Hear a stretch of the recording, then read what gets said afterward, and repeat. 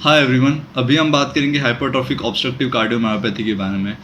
Hypertrophy यानी enlargement of the heart muscle, obstructive यानी कि ऑब्स्ट्रक्शन की वजह से हार्ट पंप आउट नहीं कर पा रहा है ब्लड को पूरी बॉडी में। And cardiomyopathy it means heart disease. अभी 3 दिन पहले जो फुटबॉल मैच हुआ था उसमें Danish player Christian Eriksen, it might be a cause of HOCM। It is a chronic genetic disease और it is a hypertrophic obstructive cardiomyopathy. इसमें होता ये है कि जो हार्ट मसल्स होती है उसकी थिकनिंग हो जाती है, इसकी वजह से ब्लड पूरी बॉडी में नहीं पहुंच पाता है और फिर सिम्टम्स आपको दिखने लग जाते हैं। In some cases it might be undiagnosis, but कुछ केसेस में सिम्टम्स आपको दिखने स्टार्टिंग हो जाते हैं like chest pain, shortness of breath, और आप फिर जब डायग्नोसिस करवाते हैं उस चीज़ का तब आपको HOCM का पता चलता है। अनफॉर्चुनेटली कुछ केसेस में सडन कोलैप्स और इवन सडन कार्डियक डेथ भी हो जाता है पेशेंट का। It is a dangerous condition अगर उसको ट्रीट ना किया जाए समय पे।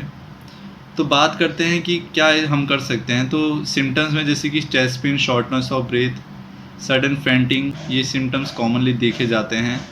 इन कंडीशन में अगर आपको HOCM का पता चलता है तो आपको हैवी वर्कलोड नहीं करना चाहिए। आपको जो भी वर्कलोड जो हार्ट पे डायरेक्ट इफेक्ट पड़ता है वो एक्सरसाइज आपको नहीं करनी चाहिए। इन चीज़ें में आपको जिम ट्रेनिंग बंद कर देनी पड़ती है। आपको जो भी स्पोर्ट्स रिलेटेड एक्टिविटी जो कि आपके हार्ट पे डायरेक्ट इफेक्ट करती है वो चीज़ें आपको नहीं करनी चाहिए। और वही केस क्रिश्चियन एरिक्सन के केसेस में हो सकता है, यही चीज़ क्रिश्चियन एरिक्सन के केस में हो सकता है। तो इन कंडीशन में आपको डायग्नोसिस करना ज़रूरी है। डायग्नोसिस में इसमें आपका ब्लड टेस्ट लिया जाता है, even ECG, electrocardiogram, echocardiography. Echocardiography में आपका सेप्टल वॉल थिकनिंग पता कर पाते हैं। इसके अलावा कार्डिक MRI भी किया जाता है।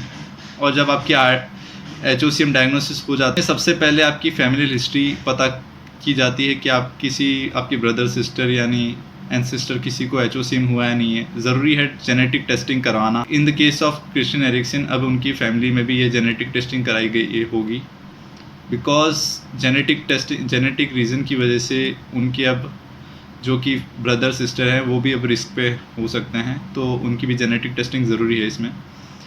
आफ्टर द HOCM डायग्नोसिस आपकी जो ट्रीटमेंट है वो उसमें medication like beta blocker, calcium channel blocker, even pain relief medicine आपको दी जाती है लाइफ टाइम।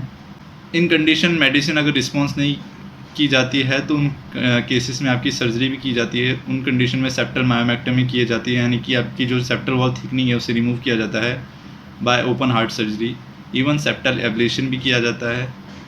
तो यही कुछ बातें हैं। और इवन आपको लाइफस्टाइल मॉडिफिकेशन आपका ध्यान में रखना जाता है। डाइट, आपकी प्रॉपर डाइट, आपकी जो नॉर्मल आप नॉन एरोबिक एक्सरसाइज कर सकते हैं in condition by consulting your cardiologist. तो ये चीज़ें आपको ध्यान में रखनी चाहिए।